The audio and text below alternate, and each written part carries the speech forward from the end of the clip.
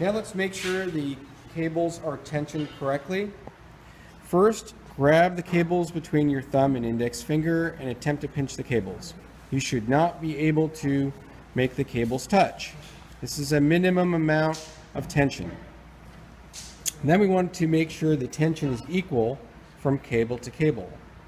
If one side is looser than the other, you can use a 9mm open-end wrench supplied in your master kit to turn the barrel adjusters counterclockwise.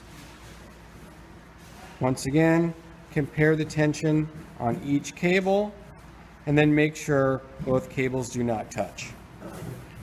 Now you're ready to ride.